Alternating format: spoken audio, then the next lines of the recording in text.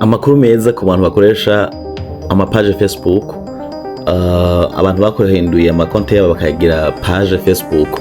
Nizere ko anamakuru ari meza kuri bo. Abantu mwese mubibaza ko Facebook zidahemba, nyaruka mukore subscribe kuri Naason TV kugira ngo mumenye iyi update. Facebook rero muri make irahemba, haba mu Burundi canke mu bindi bihugu byose bibiri non eligible kuri monetization ya Facebook, ariko bisaba ubuhinga. So rero mwari musanzwe muzi ko Facebook ubwira guhembe bisaba kwiza wabona ibihumbi 10 ndetse n'amasaha ibihumbi iminota ibihumbi 180 mu minsi, donc mu mezi abiri. Okay, so rero Facebook yahinduye rero update nashasha, naho budafise abo abona ibihumbi 10 urashobora kubona monetization. Okay, monetization irashoboka naho utarakwiza aba subscribers ibihumbi 10. Icyo bigusaba nuko ukora content original ziwawe, pana bya bindi ugenda gukoporora content z'abandi, nakubonye ya postinze kakubise hit na ukashikene kugatora uga posting iwawe, ibyo birahanwa n'amategeko. Okay, abantu benshi bavuga ngo Facebook ntiziduhemba kubera ngo twakwita ama viewers ngo dufise followers benshi, ariko ntitonka monetization. So icyo ukwiye gukora, hindura strategy ukorera ko postinga keshi kandi ukore content ziwawe, postinga ama video, ama photo, ariko ibintu original content. Okay, izi platform zose zigusaba gukora original content. Okay, so rero tuje muri Facebook tugire kugira ngo break step by step ukuntu bikorwa. Okay, ndabeka iyo update shasha ya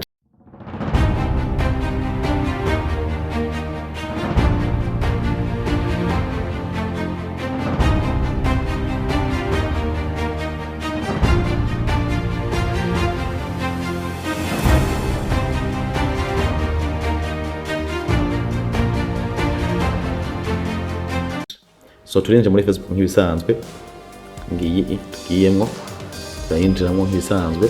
Okay, twinjiyemo tuza ngaha kuri profile. Okay, murayibona ngaha ngiyi ngaha profile ngaha. Okay, twinjiyemo tubona hari dashboard, professional dashboard. Okay, ngiyi professional dashboard yinjiramo. Twinjiyemo tuza muri monetization. Okay, muri monetization ni tuza tugenda.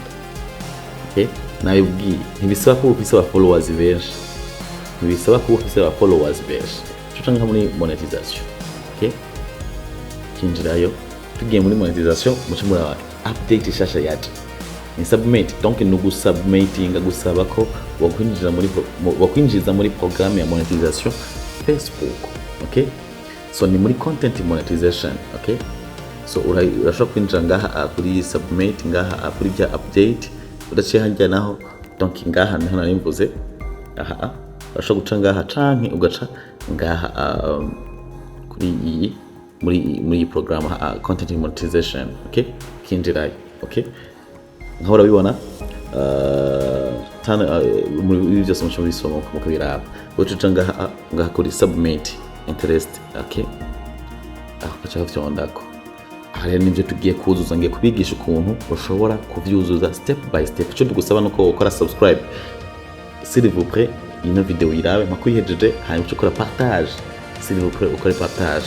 So uraja ngaha kuri type, what type of creator are you? Urahabona umu creator uwahe, ukora ibiki, uri mu firme, uri mu comedian, uri review.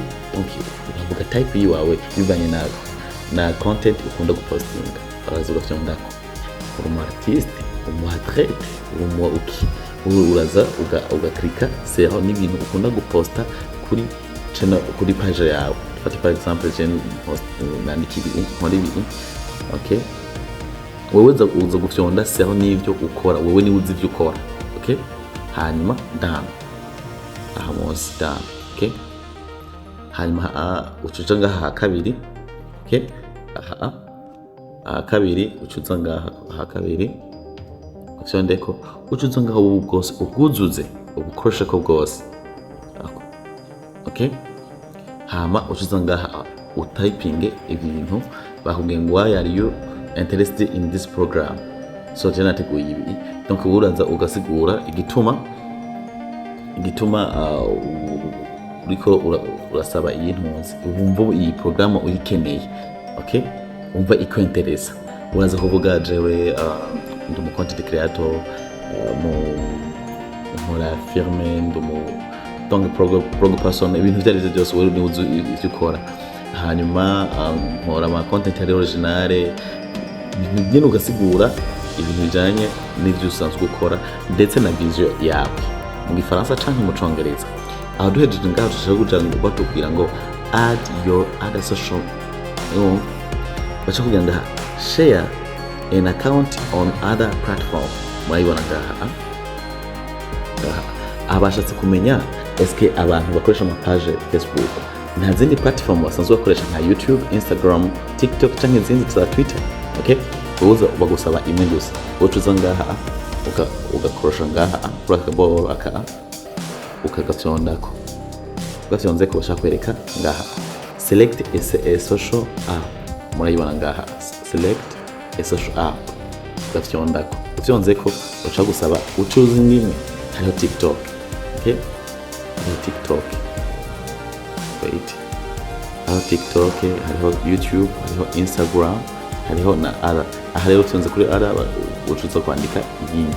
So rero par exemple reka tugire iyi TikTok par exemple, tubayityondako, ityonzeko bacha kugira ngo tubwire izina rya TikTok, uvuga akazina kamwe, dufite nka karorero nandike ko Naason, okay, akona karorero, okay, kugira byinshi, hanyuma akakubwira number of followers, ese kuri TikTok ofise ko aba followers bangahe, woto ubuzi aba followers ofise kuri TikTok. So utuza ngaha wandikemo aba followers ofise, for example 1500 par exemple mu office, aho umuri make uhejeje gukora iyo submit bagusaba, utuza ngaha hepfo ugafyondako,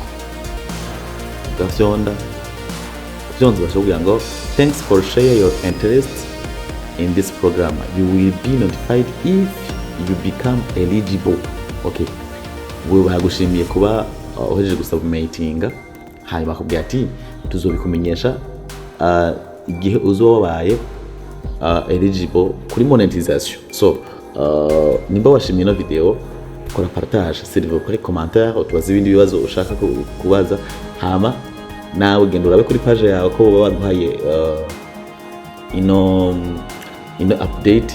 Ikindi naco mubamenye nuko ino update bayihaye abantu bose bariko barakora cyane, babantu bariko barakora bakubura ama content original badasiba gukora, okay, ibinebwe vraiment iyo update ntamuze kusangamo, bahaye abantu bariko barakora.